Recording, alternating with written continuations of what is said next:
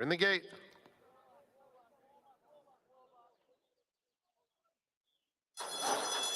And they're off. Rhino and Defensor Fortis, the first two out. Vodka at the rail. Had a little bit of an issue there, but is now third. Joined by Special Club. Vols did not have a good beginning, and Bert's Prospect is allowed to trail through the opening furlongs, where a duel develops between Rhino and Defensor Fortis. It's Rhino at the rail, Defensor Fortis right up alongside. Special Club is racing in between horses. Vodka down at the rail, and Vols outside of that pair, 4 lengths off the lead. Another 3 to Bert's Prospect. Defensor Fortis goes on, opens up almost 3 lengths. Rhino settles nicely in second. At the rail, Vodka right next to Vols. Behind them, Special Club in the red, and 3 to Bert's Prospect with a half mile to go, and Defensor Fortis leads. Rhino cuts right back into that margin within a length of the pace. Then it's Vodka at the rail. Vols 3 wide, Special Club in a tad of traffic, and Bert's Prospect is 5 lengths off the lead. Rounding the far turn, Defensor Fortis still holds that lead of a length. Rhino set down, now within ahead of him. And here comes Rhino pouncing on Defensor Fortis and taking the lead with a quarter of a mile to go.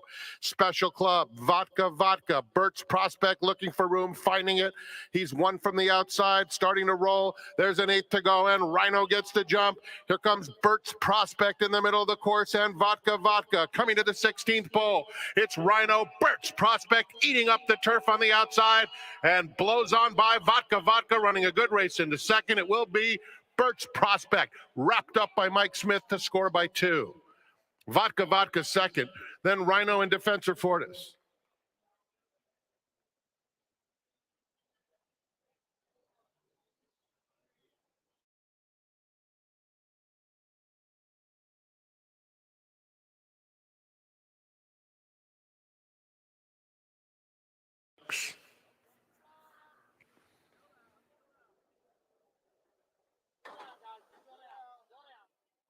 In the gate, and they're off.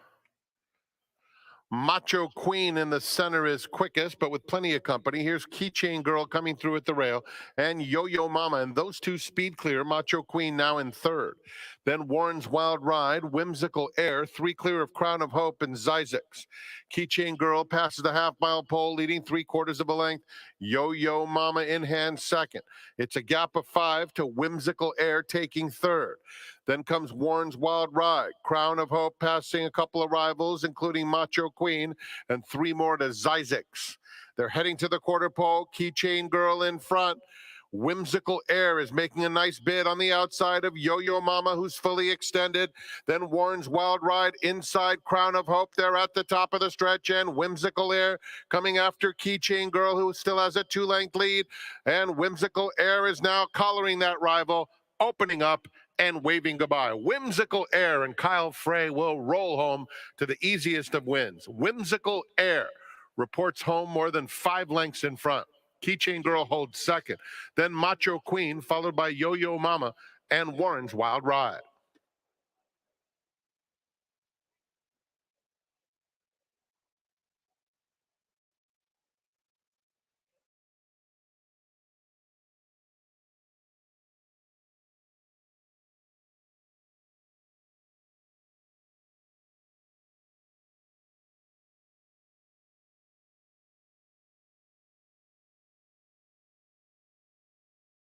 Giants Candy goes in. And they're off. Even start. Quagmire Magic and Naismith were both out quickly. On the outside, here's Dedois with the yellow blinkers up to take the lead as the Giants Candy moves to take second. Then it's Naismith, Mobytown, Quagmire Magic in fifth, 3 clear of Outgunned. It's Dedois and the Giants Candy, 1-2 with Naismith, a length and a half off the lead in third. Mobytown is fourth, racing 2 in front of Quagmire Magic and Outgunned. The Giants Candy moves into the far turn, leading the way a half a length. Dedois now 3/4 back second. Naismith clear cut third. Then Mobytown, 3.5 off the pace in fourth, followed by Quagmire Magic. Outgunned his trail throughout. The Giants Candy turns for home with the lead. Naismith down at the rail. Dedois is weakening in the final eighth of a mile, where the Giants Candy, still strong, maintains a 3.5 length cushion. Now it's 4 with a 16th to go. The Giants Candy turns it on through the stretch under Jose Valenzuela to win by 7 lengths. Naismith holds second. Quagmire Magic and Mobytown.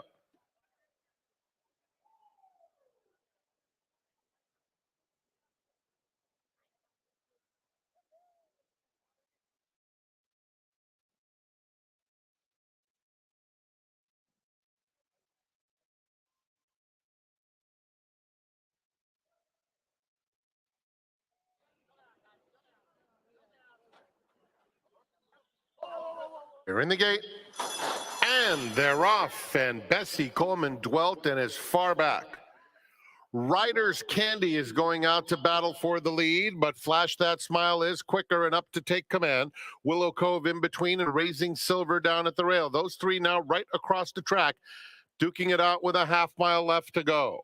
It's Willow Cove now and Raising Silver stride for stride. Flash That Smile 3 deep coming after them now in third. Then Made to Move, racing on the inside of Riders Candy. Riders Candy takes fourth, still a distance to Bessie Coleman.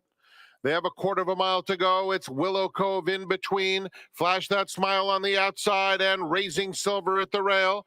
Riders Candy is fourth.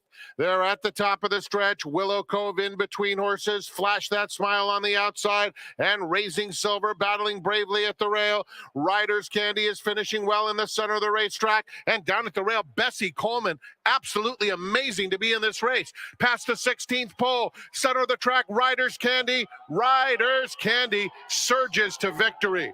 Bessie Coleman, incredible effort second. Raising Silver was third. Willow Cove and Flash That Smile.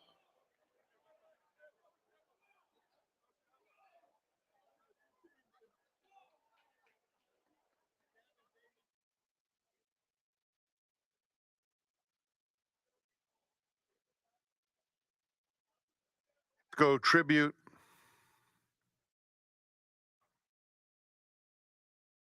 And they're off. Very even start. Disco Tribute on the far outside. Exaltation has some good early foot. There's Jetivator in the mix. And my numero uno under a tight hold is right up to Jetivator. So it's Jetivator in front. My numero uno wrangled back. Down at the rail, here's Hot Box moving up to take second. Exaltation is in between rivals. Then my numero uno now racing in fourth, followed by Disco Tribute, 4 off the pace in fifth, and it's another 3 back to 17 Black. Jetivator into the far turn, strutting his stuff in front by 2. Exaltation is in second. They're followed at the rail by Hot Box and my numero uno. My numero uno moving up on the outside to take second, with Exaltation trying to match strides with him. In the meantime, Disco Tribute is 3 lengths off the lead. 17 Black trails its Jetivator at the top of the stretch by 3 lengths now, with a furlong left to go. Exaltation is running his heart out in second, trying to close the gap on stablemate Jetivator. Jetivator digging in. Exaltation's coming. Jetivator has the wire in sight, and Jetivator wins. Exaltation, second best. 8- and 9-year-olds, 1-2 for Peter Urton. Disco Tribute was finishing with interest late.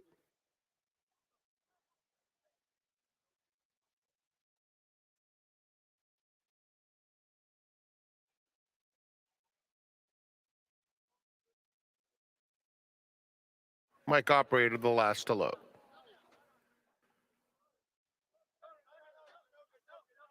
Been from Matiko. And they're off. Matiko and Atomic Drop are both out quickly. Mastermind hard-ridden, but is fourth as Mike Operator joins the fray on the front end. Zimba Warrior is next, and Big Buzz was off a tad slowly, but he's always last in the early going regardless. A dozen lengths off the pace. It's Matiko showing the way. has it a length and a half to Mike Operator with 6 furlongs to run.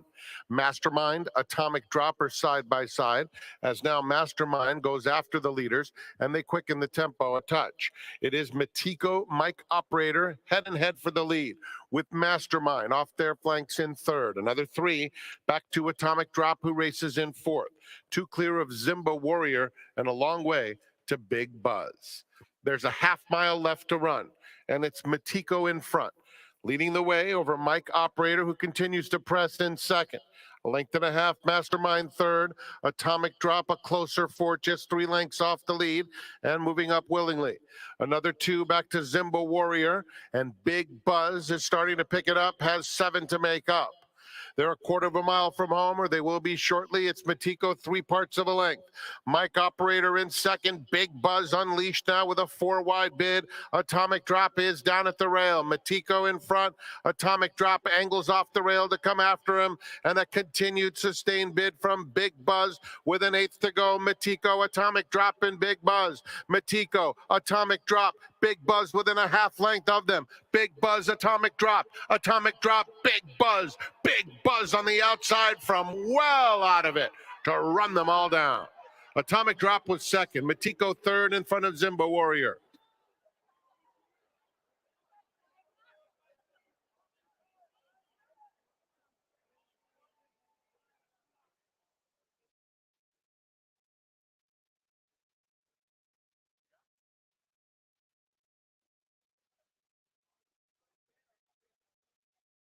And Sushi. They're in the gate. And they're off. Neon Light is going out to battle for the lead. I'm a Lucky Man comes through, and I'm a Lucky Man clears off to lead it by a length and a half. Lemon Sushi now moves up to take second, just in front of Neon Light's third. Eddie's last well-spotted fourth, 3 lengths off the pace, then Kid Azteca, John Dunbar, and 2 more to Father Delay. Past a half-mile pole, and it is I'm a Lucky Man leading, pressed by Lemon Sushi second. Neon Light's just behind them in third, and Eddie's last is fourth, only 2.5 lengths off the leaders. Then Kid Azteca right next to John Dunbar, and still 4 to Father Delay.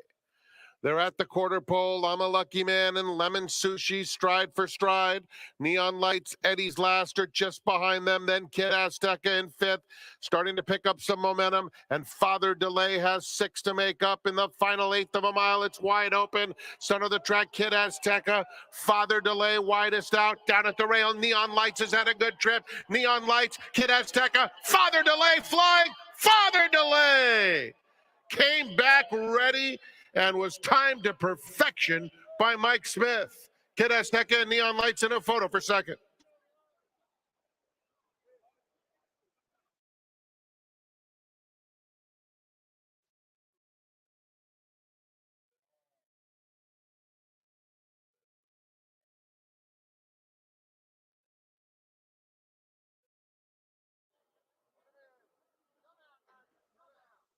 We're in the gate.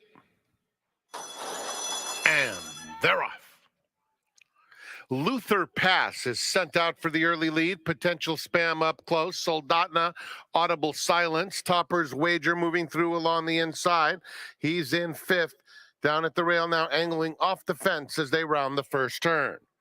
Running for Kosi is next, racing 7 lengths off the battle up top. Chrome to Riches follows and passes that rival. A couple of more lengths to Big Drinker, Outside Tap It Down, and Classic Alfie trails. It's Luther Pass at the 5/8 pole, leading by a neck. Soldatna at the rail in second, and now Soldatna puts that gray head in front. Another 2 back to Audible Silence, tracking the top pair from third, and Topper's Wager has 5 lengths to make up. Big Drinker, Potential Spam right together. Chrome to Riches is next, ask for a bit more, a length and a half to Tap It Down, and running for Kosi. They have 3/8 of a mile to run. Soldatna, Luther Pass have been going at it throughout. Audible Silence coming after them in third. Big Drinker is starting to hustle up as Potential Spam is just outside of him and Topper's Wager down at the rail.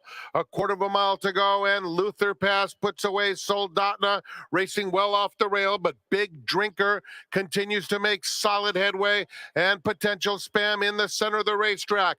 Luther Pass at the 8th pole. Potential Spam on the outside, grinding away, and in between those two, Big Drinker, Potential Spam has taken the lead close to home, and it's Potential Spam to prevail.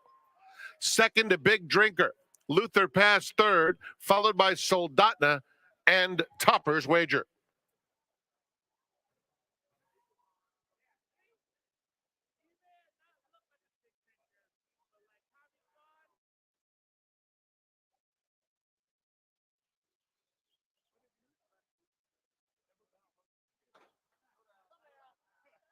They're in the gate, and they're off. Unwritten Code is going to the front. Phenom has speed, matches strides. These two have sped two clear of Palio's Princess. Now they're 4 in front. Down at the rail, it's Woodbine Way, followed by YOLO Calls in the yellow colors. A length and a half back to Teen Drama, and Revelation at the back of a field that is stringing out over 15 lengths. Into the far turn, it's Phenom leading the way by a length. In second, Unwritten Code. A gap of 4 back to Palio's Princess, closing in from third. It's another 4 lengths to Woodbine Way. Inside, YOLO Calls. That pair followed by Teen Drama. Phenom cruising at the top of the stretch, widens that lead. Palio's Princess takes up the chase in second. They're in the final furlong, and it's Phenom and Antonio Fresu still clear by 4 lengths. Late run coming from Revelation, and it's a good late run too. Phenom, Revelation flying on the outside. Revelation got up in the shadow of the wire. It's a close photo for second between Palio's Princess and Phenom, and we have a pick 6 carryover.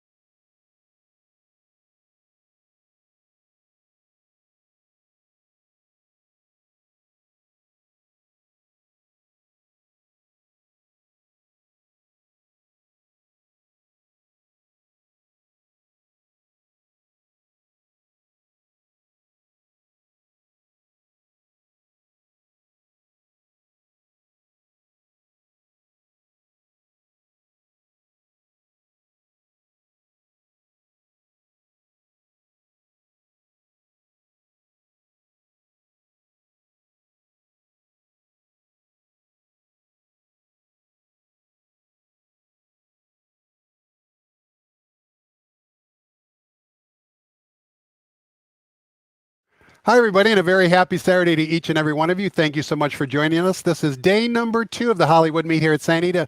Day number 1 yesterday brought a surprise. Nobody was able to figure out the pick six puzzle. That means there's a pick six carryover of $49,000. It's the $1 base minimum. Also, it's the traditional style. No more jackpot. Just hit 6 winners. You'll get paid today. Expectations are the pool will be close to $500,000. But we can't do the work all by ourselves. We need some help. I brought in an expert today. He eats, sleeps, and breathes horse racing. His name, Gino Buccola. Gino, welcome to the seminar. Happy Saturday. Oh, anytime you need, Tom, you just let me know. I'm here to help, and I love talking the races at Santa Anita. Hopefully, the most important thing, we can lead the folks in the right direction and pick a few winners today. You're always ready in the bullpen, right? Whether or not you're warmed up or not, you're ready. Just go to the ace. You bring it in. I'll come in throwing some heat. Sometimes it'll be a little wild, but I promise you I will bring it for you. You're certainly going to bring the energy. I know that. That's never in doubt. Now, before we talk about today's card, Gino, a question for you. We're exactly 14 days away from the running of the Kentucky Derby. Hard to believe we're just 2 weeks away from the running of the Kentucky Derby. It's obviously early. Post positions haven't drawn. We don't know the full field.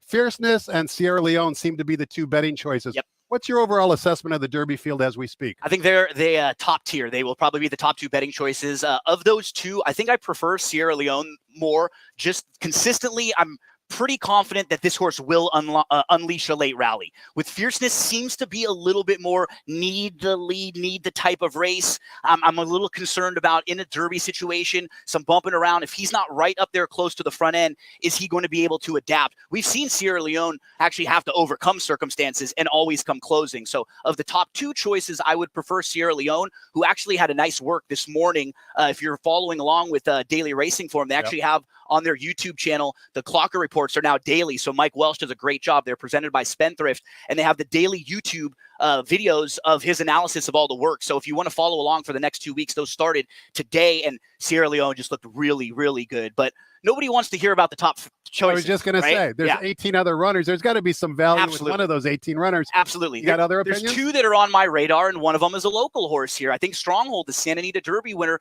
very, very live. This is a horse who has the running style I'm looking for. I don't want a horse who's going to be the stone cold closer and have to pass everyone. I don't want a horse who's really one-dimensional. But with Stronghold, what we've seen is he can put himself in the race. He can sit back. He had to do that here in the Santa Anita Derby. He was right on the lead, but then there was a little bit of traffic, so he backed up, kind of had to push his way through in the stretch, and he had a very, very nice finish, and I don't think there should be any problem with the distance. He also has a win at Churchill Downs, which is nice. He broke his maiden there. In his maiden breaking win, he beat a horse named Resilience. Resilience is the other horse who I wanted to mention. 1 for 1 over the Churchill surface. Exactly. So Resilience is a horse who has experience at Churchill. He won the Wood Memorial. He actually exits the Risen Star, which was probably the strongest of any of the prep races this year. There were 3 next out prep runners in that Risen Star race, including Resilience, Sierra Leone, who went on to win the Bluegrass. And then we also had the 3rd place finisher, Catching Freedom, come right back to win the Louisiana Derby. The 5th place finisher came back and ran 2nd in the Louisiana Derby. So that was an ultra live race. And Stronghold worked this morning, believe it or not, at 4 furlongs here, right here at St. Anita before he ships out of town. Very solid workout. Should be a lot of fun. We talked about your enthusiasm and your excitement, Gino. What is it about horse racing that you love so much? You've been doing it for a long time. You've been in the business. You've been a fan. What is it about horse racing that kind of floats your boat? Mom and Dad met each other at the racetrack right here. Mom used to sell digests out front, and Dad works construction. So with his schedule, it was perfect. He's able to get done early, come to the racetrack right away. So every single day he was always out there annoying her. And then finally one day he was able to wear her down a little bit after a good day of racing. So and you were the end result. I was out here a few weeks later. So lucky me that it was a good day for Pops. But for me, I love sports and I love horse racing in general because it is the most fair of industries, of circumstances. On the sports fields, on the court, on the out on the track, once you're out there, there's no more real biases. There's no the best win, or it's an actual athletic event. And so for me, I love the puzzle. I love the challenge of trying to figure out exactly what's going to happen in a race, in a basketball game, in a football game. I absolutely love rewatching the races. I'm a big film guy in anything I watch, in particular with horse races. I'll try to find things that I don't think are in the comment lines that maybe somebody missed, and hopefully that's where I can find my advantage. I just got to outwork everybody. That's what I have to try to do, and so hopefully I'll find something that somebody missed. You mentioned sports, Gino, and San Diego has a pretty cool promotion that you're familiar with. Oh, yeah. Every weekend, we kind of mix and match sports and horse racing. A lot of people out there don't know about it. Why don't you tell us a little bit more about it? It's called the Pick'em contest. It's a 12 selection contest where you have to answer all 12 props. Really cool. It's so much fun. Shout out to Chappie and Artie, who do a fantastic job putting those together every day. So it's totally free to enter. That's the best way to build your bankroll, right? You don't have to put anything in, and you can win $500 every Saturday and every Sunday. Today, for example, I'm wearing my Lakers yellow and gold. We got a big game at 5 o'clock Pacific time. They're going to win tonight. D'Angelo Russell is going to light it up. You just wait. You just watch. They're a 7-point underdog, but that's actually one of the props. The money line. Right? Yes, exactly. It's Lakers plus 6.5 or Nuggets minus the 6.5. So there'll be questions about today's NBA games, baseball games, Dodgers play later on, and also about today's Santa Anita races. So there's nothing really like that out there where you get horse racing, basketball, baseball all together, free to enter, $500 to the winner. They also have a prize if you answer the most cumulatively through the entire time, but everybody's got to be on their game because ZZ wins that thing every single time. She's incredible. So those are one of the really fun things to play, and Santa Anita does such a great job giving you opportunities to play for whatever your bankroll is, right? We all know some weeks it's not pay week, you don't have as much money, you can still get involved in those pick'em contests, or you can still get involved in other ways. Today I'm going to be playing in a feeder contest at expressbet.com. Shout out to Tyler and Dustin over there.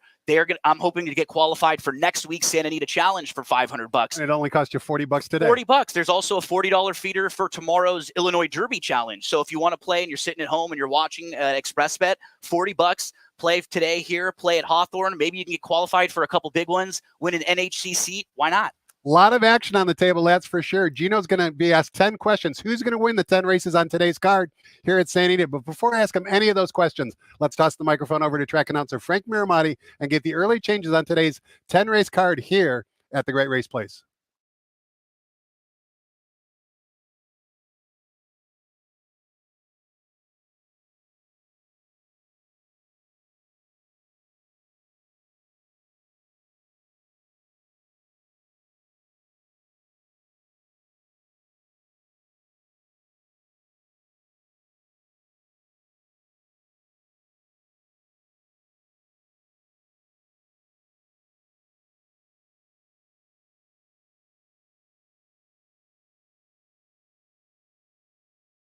Good afternoon, ladies and gentlemen, and welcome to Santa Anita Park, the Great Race Place. The track is fast and the turf course is firm. We have a pick six carryover today of $49,398. Pick six starts with race number 5. It's a 10-race card. In the first, scratch number 4, Sharp as Attack, and scratch number 6, Mas Rapido. Note that number 3, Lovesick Blues, will now be ridden by Kyle Frey. No show wagering in the opener. In the second, number 1, Sabres, 2 pounds over. Scratch number 3, Collectively. In the third, number 2, Fast Chaz, 2 pounds over. The fourth race, 6 Motivating Force carries 2 pounds over, as does number 10, Jay Dutton. We do have a middle pick 4 today, offered on races 4 through 7. In the fifth, start of the $1 pick 6, scratch number 1, Erebus. With that scratch, there's no super high 5 wagering. Race 6, scratch number 1, the GM. Note that number 10, Dapitan Star, 2 pounds over. The seventh is the grade 3 Californian. No show wagering with the scratch of number 4, Mystification. The eighth race is the grade 3 Providencia. No high 5 wagering. Scratch 4, Lamborghini.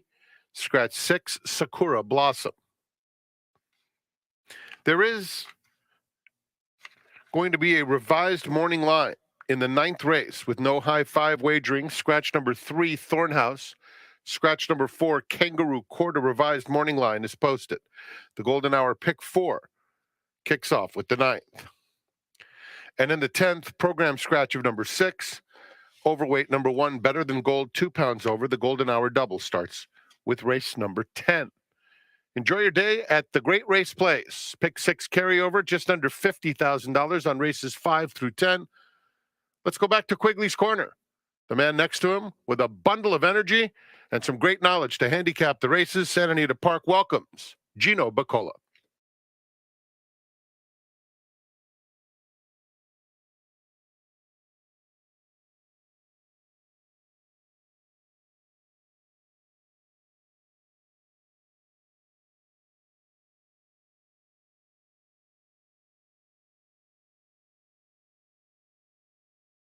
Welcome back. We're talking horses with Gino Buccola. He is a special seminar guest that we have today, but I'm sure you've seen him not only maybe in his previous days at TVG, but he's also very active on Twitter. He's enthusiastic about the game. It's our pleasure to have him here walking us through today's 10-race card, including the Pick 6 carryover that you can see on the bottom of your screen. Starts in race number 5 and already has $49,000 in the kitty. Before we take a look at today's races, Gino, question for you. You mentioned you watch a lot of race replays. Now, it's one thing. What did John Wooden once say? Don't mistake activity for achievement. Yep. A lot of people watch replays, but they don't know what they're looking at. Yeah. When you watch replays, what are some of the things you're looking for in order to maybe impact your decision on who's going to win a race? Definitely things that aren't in the running lines, because if everybody sees that it's a troubled Has trip, no value. and right off the bat, they're going to be overbet. So right away, you're looking for something that isn't there. So that, I think that will give you a little bit of advantage. For me, one thing that I also learned from a buddy of mine too, over at TVG, Matt Carruthers, I like to find speed horses that they aren't quite as obvious. Maybe a horse that can be showing more speed that either it wasn't in the running lines where they're just ones. Maybe they had a good start, then they got stuck, or they had a bad beginning, and you're watching some of the workouts that you can watch on XBTV, Yep, which are free so of nice, charge. and you're seeing them show more speed in the morning. So those are a couple things. Something that's not in the past performances. We're going to see a few today. There's one that says trouble trip. Everybody knows when it says something like that, right? And most of the time, those horses aren't going to sneak through the cracks. But horses that may not have shown the speed that I'm expecting and projecting to show more, that's something I think where you can find some sneaky horses. And Gino makes a good point. You never know where you're going to learn another handicapping angle from. That's the beauty of communicating with other horse players. And you share that in the tournaments as well. Yep. When you're competing in the tournaments, you find out, hey, why did you play this particular horse? He or her tells you why, and you learn a new handicapping angle. You just never know when, this is a game where you never stop learning. And one thing, I think we all have a very big ego as handicappers and as gamblers in particular. We really trust our opinion. But one thing I have learned is I feel like right now I'm definitely doing more than I did 5 years ago. No doubt about it. And you have to add to it. Particularly, I wasn't as big on pedigree if you would have listened to me maybe 10 years ago. And now that's something that I'll incorporate a little bit more, especially with first-time starters. And just so I think you always want to be adding. I know sometimes we get fixed and we think we know it all. And, you have a good week or two. But remember, you can always learn more, and you can always listen to someone, because at the very least, you can learn something that doesn't work for you. So I think you can always pick something up. Well, for today, I hope you know it all. That's for sure, Gino, because we're relying on your expertise. And we kick things off here in race number 1, coming down the hillside turf course. 6.5 furlongs is, of course, the distance. The rails today are at 0 feet. It's an allowance optional claiming race for non-winners of 2 other than. Race 1 also begins the popular 50-cent early pick 5. There are 2 scratches. Scratch the 4 and 6. Leaves us with a field of 4. Also take note, number 3, Love Sick Blues, will now be ridden by Kyle Frey. The current betting choice at 4 to 5 on the board is number 5, Beef Winslow. Mark Glatt could be in store for a really big day today. Yeah. Do you think this is going to be one of his winners? He makes a lot of sense in here. I actually put him in the second spot because I think the scratches actually may hurt him a bit, because he's not quite as quick. I don't expect him to be on the front end. I actually think Zaffarelli, who's been a little more aggressive recently, is a fascinating horse. He's a horse who showed a little bit of speed early in his career. Then for a long time, he was a dead closer. And then more recently, they've gotten back to being more aggressive with him. I think with the scratches of the 4 and the 6, that does take out a couple of the pace players in here. I'd love to see Zaffarelli aggressively handled from the inside, try to get the lead in this small field. I had the 5 Beef Winslow just sitting right behind him.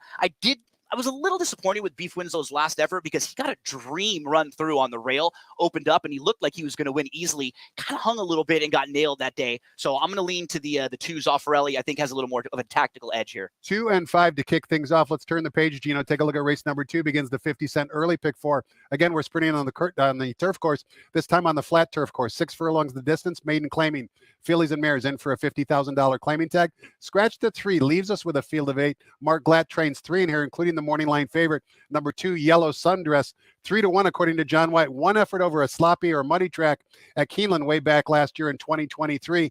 talk to us about race 2. Yeah, the Dam of Yellow Sundress won the debut and was 3 for 11 on the turf. So green should be in the future for Yellow Sundress. I think the 3 Glad horses are actually the 3 you probably want exotically. The 5 Hi Ho, I'm actually expecting some speed from this one, but the work tab was a little too spotty for me off the long layoff to feel really, really confident about using. I'm going to lean on the number 7, I'm Still In It, who's actually going to be cutting back in here. So that would be my lone concern. But with the blinkers coming on, I think they understand what the challenge is today. Just make sure you're not way, way out of it and you're within striking range. This is a filly who has raced 3 times. She debuted back in 2022 in August as a 2-year-old.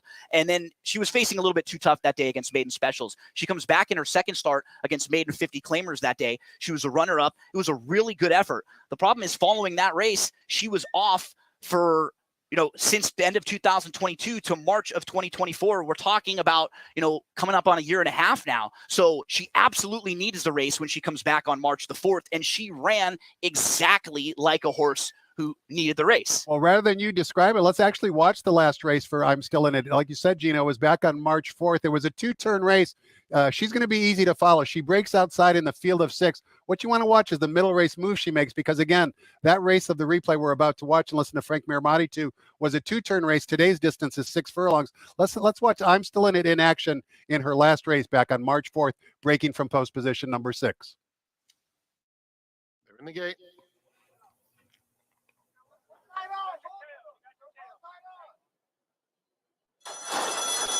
And they're off. She's Mooey Mooey. Do Whatever It Takes is sprinting up to battle for command. And inside of them, Cameron Slough is close up too. Just behind them comes I'm Still In It, racing a joint 4th on the outside of Marina's Tina, and One Arrow is down at the rail.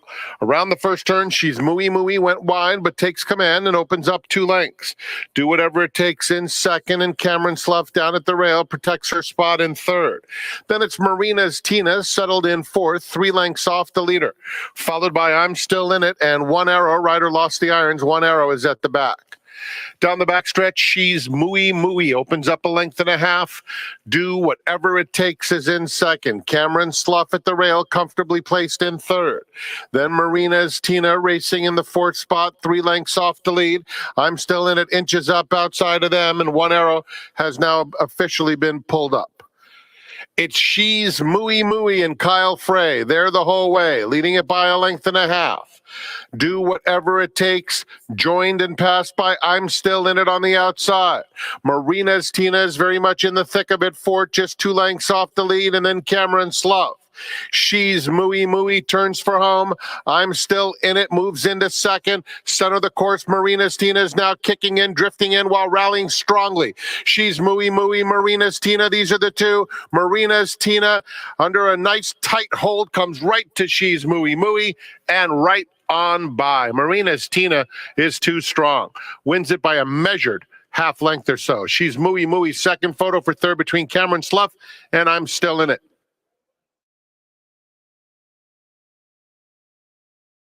Gino, after an 18-month layoff, never easy to go 2 turns, but I'm Still In It tried, and as we just saw, top of the lane kind of make that big menacing move and then understandably flattened out. The winner, Marina's Tina, that we just watched was a maiden special weight dropper, so that might have been a better maiden 50 than what we're normally accustomed to.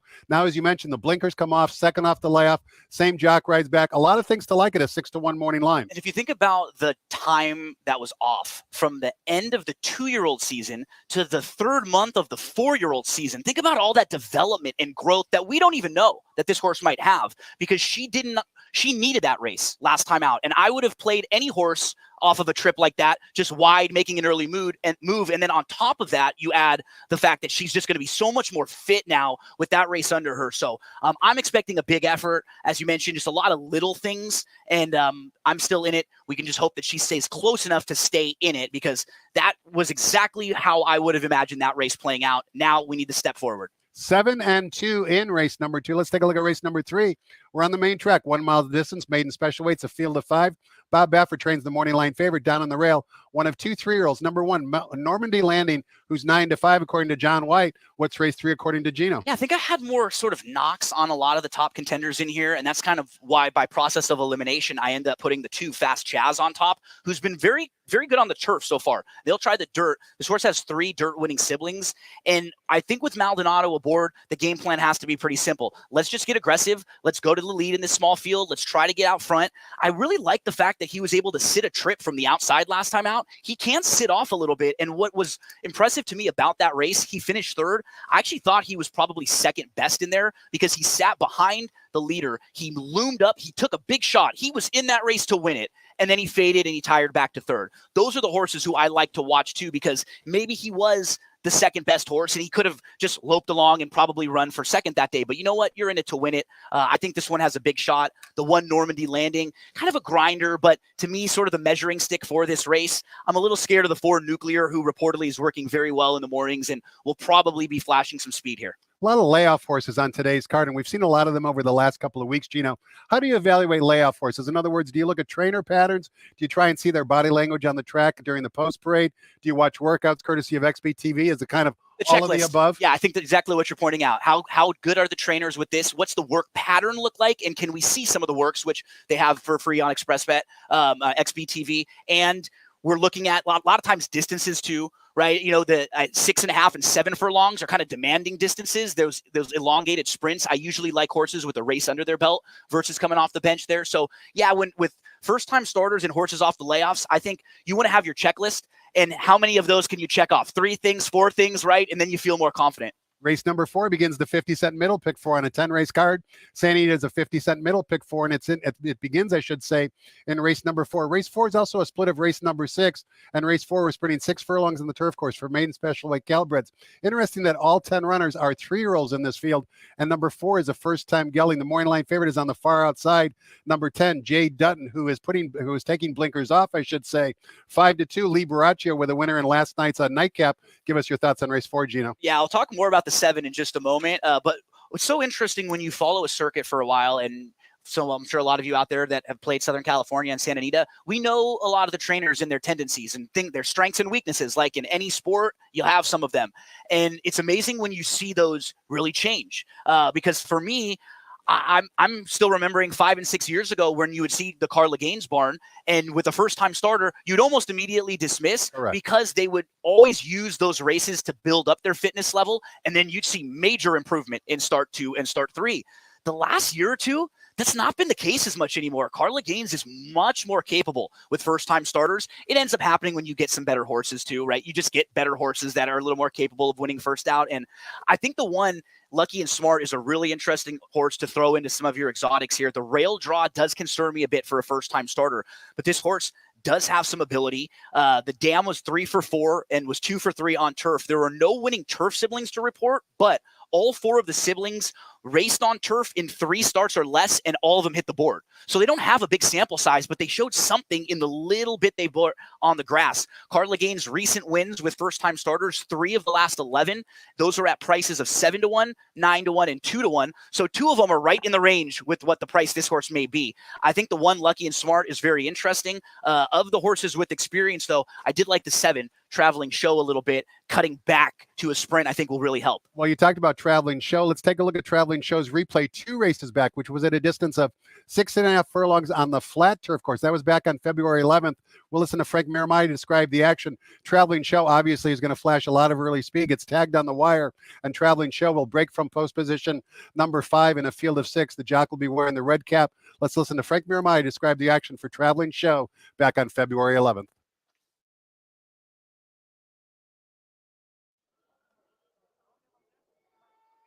And they're off. Quick start for Clubhouse Charlie on the far outside, headed by Travelin' Show, who takes over. Ubakakeo is a close-up third, just a length and a half off the lead, and they're followed by Drive for Show with 4 to make up. It's another 3 back to Trotsky, who's 2 in front of Puddinhead Jones. Travelin' Show gets an easy lead down the backstretch. Has it a length and a half. Clubhouse Charlie in second. Ubakakeo is in third under a tight hold, and then comes Drive for Show fourth with less than a half mile to travel. 2 more to Trotsky and Puddinhead Jones. Pace advantage to Travelin' Show into the far turn, leads a length and a half. Clubhouse Charlie in second. Ubakakeo at the rail, followed by Drive for Show, 4.5 off the lead now. Trotsky and Puddinhead Jones, they're coming to the quarter pole. And Travel and Show has built up a 2.5 length lead. Ubakakeo swings to the outside. These two square off at the top of the stretch. Ubakakeo within a length of Travel and Show at the furlong pole, with Drive for Show finishing with interest third. They're coming to the 16th pole. Travel and Show, Ubakakeo on the outside, and Travel and Show come to the wire nose to nose. Here's the line. Ubakakeo got there. Travel and Show second. Drive for Show third. Trotsky fourth in front of Puddinhead Jones. Gino, Travel and Show did all the dirty work and then got nailed on the wire, as I mentioned before we watched the replay. That distance was at 6.5. Today's distance is 6, might be able to help him a little bit. Yeah, and what I liked about that, you saw that Travel and Show was 4.5 lengths clear of the third place finisher that day. Yes. That was a winning type race, just a little bit unlucky. The reason why we showed that one and not the most recent race, on February 25th, Traveling Show went longer and actually got pushed in at the start. Correct. And the horse who impacted him got DQ'd, which is something we rarely see at the start of races. So that was a race, just put a line right through, and let's focus in back on the sprint race on February the 11th. Let's take a look at race number 5. That's when all the fireworks begin. That's because it's the first leg of the $1 pick 6 with a $49,000 carryover. We kick things off in the pick 6 going 1 mile on the main track for $20,000 claimers, non-winners of 3 races lifetime. Field of 6 after the scratch of 1. Number 4, Tiztok, who's been very consistent, is the 5-2 morning line favorite. Talk to us about race 5, Gino. Yeah, and he'll definitely be passing horses in this race. That's probably something you want, because I feel like the 2 Soul of Midnight probably goes. The 5 50 Cinco can maybe sit right behind. I'm hoping 50 Cinco is just better going longer. I think you can really look through his overall body of work and see early on in his career in a little too tough. Then they were going a little short. Soon as they stretched out and found the right level, boom, that like light bulb went on, and all of a sudden you just see better races. So I went 5-4 in here, thinking that 50 Cinco sits close throughout, and that the Tiz Talk is the one who could come running late. Race number 6 is a good field of 10 maiden special weight Calbreds going 6 furlongs in the turf course, as mentioned earlier. Race 6 is a split of race number 4, but here we have multiple 3, 4, and 5-year-olds. Also, not only does race 6 begin the 50-cent late pick 5, it also begins the $3 all-turf pick 3. 1 scratch the 1, GM, so that actually leaves us with a field of 9. Number 5, Charlie Pride, who is a half to Tom Seaver, who was victorious on debut sprinting on the turf course from the Fieldham Auto Barn, is a 3-1 morning line favorite. A lot of ways you can go here, Gino. Which way are you going? Yeah, what's tricky about this one is there's not much proven speed in here. Correct. So I wanted to use a couple of the horses who I think will be forwardly placed. Moon Ice, of those who've run, if you go back to the turf sprints, those are very good. Eliminate the dirt race, eliminate the race going long, and just isolate turf sprints. And actually, he used to have a lot more speed. Maybe he can have some of that in his arsenal for the new barn, fresh, not having run for a while. But the one that's really intriguing to me in here, Tom, is to the way outside, the first-time starter for Jeff Bondi, Dapitan Star.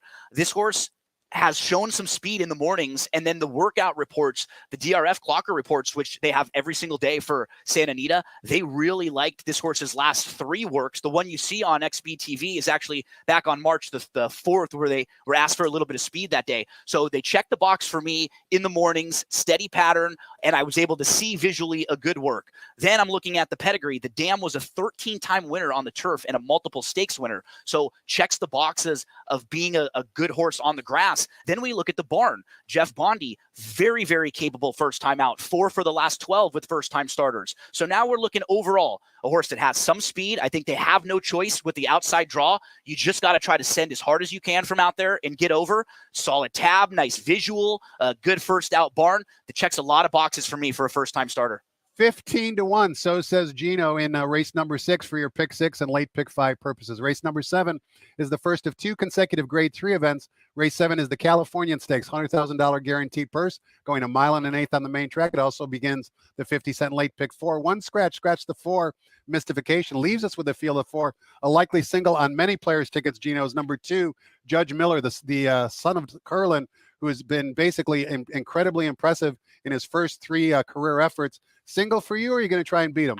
If the field was intact, initially I was going to, because I was hoping that Mystification was in the race to at least make things Soften 'em up. difficult for Judge Miller and help Mixto a little bit for Doug O'Neill. My problem is now in this short field, I just think Judge Miller is also the fastest. Usually I like to play against horses off of the big figure like that because I don't know how much farther up he can go. That was the highest buyer speed figure this year for a race up to a mile. So it's about as good as you're going to get. But in this race now with the way it shapes up, he can certainly regress plenty and still get the job done in here. So I really do like Mixto as a horse. He's so honest. He always tries, and I felt like cutting back. If there was just anyone in here to do the dirty work, it would have helped him. But now with the scratch, I'm going to lean with Judge Miller. It probably the single there. You just don't want to double up in a situation like this when you're putting your tickets together, especially when you're using two horses that are going to be short prices. If you're using big prices, then it's fine doubling up, but you don't want to go A-B in a situation like this. And Gino's been talking about excusing bad efforts for horses. And Mixto last time out, you can see the connections added blinkers. They immediately come off.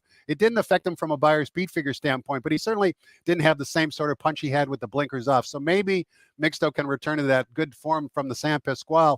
Just so you know, the fourth place finisher, Two Rivers Over, came back to win the Grade 2 Godolphin Mile. The second place finisher wound up winning the Grade 1 St. Anita Handicap as well. So that San Pasquale race where Mixto finished third certainly appears to be a strong race on paper. Race number 8 is the other greatest stakes race on today's card. It's the Grade 3 Providencia for 3-year-old fillies going 1.1 1/8 on the turf course. 2 scratches, scratch the 4 and 6, leaves us with a field of 6. Another likely another likely single on many players' tickets is going to be number 3, Madero, who is undefeated in her 3-race career. Good ascending buyer speed figure pattern, not a 110 buyer speed figure, but nevertheless, she seems to be the class of the field. Now, this race, I actually did the opposite of what I did in the previous race, because with the scratch of Lamborghini, I do think that may give a horse that gets the lead a little more of an opportunity in here. And I hope that's the one, Shiloh's Mistress, who gets the inside draw. I just hope they get aggressive in here. Was able to sit pretty close last time out, actually in the Santa Isabel, chasing Kinza and Where's My Ring, who went back over and won a stakes race at Aqueduct. Correct. Kinza, very, very talented. So the synthetic form, the win at Turfway was very good for Shiloh's Mistress. I'm just hoping they get aggressive. This is a half sibling to Andesite, who won on the turf and is Grade 3 place. So there is a little turf there. I do think Maduro's very, very talented, very honest. It's just so tough to knock her overall. She's done nothing wrong in her 3-race career, and she should even be a little better here. Second start off the break, second start now as a 3-year-old filly. So to me, she's going to be tough, but if you can beat her, it's probably getting out front, and I'm hoping that's what the one, Shiloh's Mistress, will try to do. Pace makes the race, or that's what Gino is certainly hoping for in race number 8. Race number 9 begins the $1 Golden Hour Pick 4 wagering. That's because Golden Gate is back in action today. Golden Hour Pick 4 links our last 2 races here at Santa Anita with the last 2 races at Golden Gate. The field sizes are tremendous today, and we kick things off sprinting 6.5 furlongs in the main track here for allowance optional claiming types, non-winners of 1 other than 2 scratches. Scratch the 3 and 4. Now the revised morning line favorite is on the bottom, number 8. Man or Rose, who's 8-5 on the revised morning line. Before we get your thoughts on the race, Gino, I want to watch a workout for number 1, Hard to Figure. The clockers are raving about this workout. It was on April 12th. And let's roll the tape courtesy of our friends at xbtv.com and watch Hard to Figure work. 2 things I want you to pay attention to. First of all, take note of the workmate. Reincarnate finished 3rd in the Santa Anita Handicap, also won the Los Alamitos Derby. So the workmate is rock solid. And also Hard to Figure, as you can see, finished a bullet workout on this morning that we're watching on April 12th of 59 and change, best of 52 on that particular morning. We haven't seen him since early January. Bob Baffert seems to be regrouping. I know you've seen this video, Gino, and you were equally impressed, as was I. Yeah, this is extremely impressive. Why I like Hard to Figure in this spot, and why I like playing horses like him as a gambler, because he's not been very consistent overall. He's had maybe some issues along the way, or he's caught some different fields or trips that he may not have liked, but he has the highest ceiling of any horse in this race. If he were to show up with the best race that we've seen from him compared to everyone else, he'll win this race. And he feels like he's trending back into that form right now. You go through the list of horses who he's faced in his career and just compare it to this field. I mean, we're looking at Grade 1 winner Newgate, Grade 1 winner Arabian Lion, a couple of horses who unfortunately are no longer with us, like Having a Meltdown, multiple graded stakes winner, Practical Move, Grade 1 winner, Go Rocket Ride, Grade 1 winner, Mixto, multiple graded stakes place. I mean, just incredibly tough races that Hard to Figure has been coming out of. And then even recently, Ghosts of Midnight is a horse who's 5 for 7, just came back and earned a 99 Beyer speed figure, finishing second in the San Carlos behind the Chosen Vron, who was third in that race, Elwood Blues, who he lost to last time out and then came back and won his next start. So you can really make a lot of excuses for Hard to Figure why he's maybe been in against some other tough company. And I also think he has some versatility in a spot like this. He can pass horses. And looking at the way this race shapes up, I would not be shocked if you get pace from the 5, the 7, and the 8. And then this is a horse who can sit right behind them and get a nice trip coming from off of it. So I like this one quite a little bit in here. Race number 10 closes out the day, and we also offer on race 10 $5 golden hour daily double wagering. Similar concept. Last race here with the last race at Golden Gate. And we're going the classic distance on the turf course of 1.25 miles. It's an allowance optional claiming race for non-winners of one other than. Program scratch of the 6, Haywoods Beach, leaves us with a field of 9. Maltese Falcon, who is kind of camera shy, is the 5-2 morning line favorite. We need a winner in order to have all 6 on our ticket. Who's it going to be, Gino? The number 8, Lincoln Hawk. Lincoln Hawk is a horse who's doing something you don't see often, stretching out from 6 furlongs to 1.25 miles. But I do think it will really help this horse because he's a deep closer, and just exiting that 6 furlong race where they're going so much quicker early on, you just feel like it should put him into this race a little more. I don't want him showing speed, but instead of being dead last and double-digit lengths behind, can he just sit closer to mid-pack? And not have to pass every single horse. I think he fits really well in here. He's getting class relief, third off the bench. Another one, you go through who he's faced, Tom. It's a who's who. Grade 1 winner, Exalted. Graded Stakes winner, Earl's Rock. Lane Way, Grade 2 winner. Most recently, Kings River Knight, who won 4 in a row. So I think Lincoln Hawk, third start off the bench. Can he just get involved a little more early on? He'll have to run down Com C, who I needed last time out to seal the deal, and Com C snapped me. So I'm still a little bitter at Com C from last time, Tom. Nothing to be bitter about, Gino. 8 and 9 in race number 10. The racetrack always gives you back what you put in. You certainly have put a lot of effort in. Before we go, Gino, one more wager to consider, and I know you know all about this wager. It's the Coast to Coast Pick 5, linking races from our sister track at Gulfstream Park with races here at St. Anita. It's a low 15% takeout, dollar minimum. It always pays well. I believe the average payout is in excess of $12,000. We kick the action off today with Gulfstream Park, race number 9, 2:20 p.m. Pacific time. And there's the slate of races that'll be in today's Coast to Coast Pick 5. Gino, thanks so much. I don't know where the time went. Yep. You made it fun. You certainly have a lot of enthusiasm, energy for the sport. Want to wish you nothing but luck, not only in your horse playing, endeavors, but also in your professional career as well. Absolutely. Thanks so much. We do a preview for that Coast to Coast Pick 5 every week with Chappie and with Skippy. Shout out to everyone out there. Hope you all have an awesome day. Good luck in all your wagers. Hope you have a great afternoon, everybody. Hope you enjoyed it, and good luck.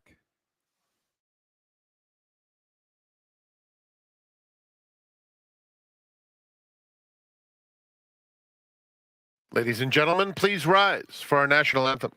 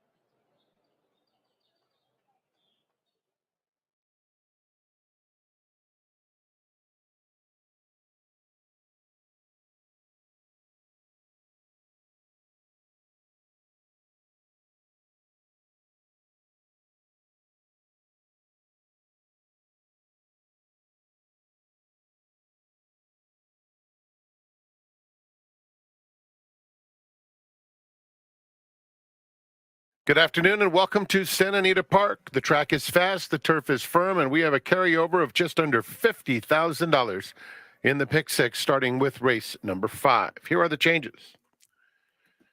In the first no-show wagering, number 3, Lovesick Blues, make the jockey Kyle Frey. Scratch 4, Sharp as Attack, and 6, Mas Rapido.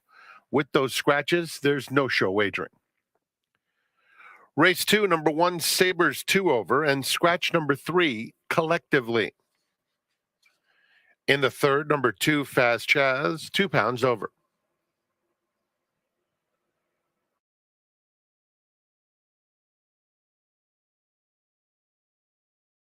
We have a middle pick 4 today. It's on races 4 through 7.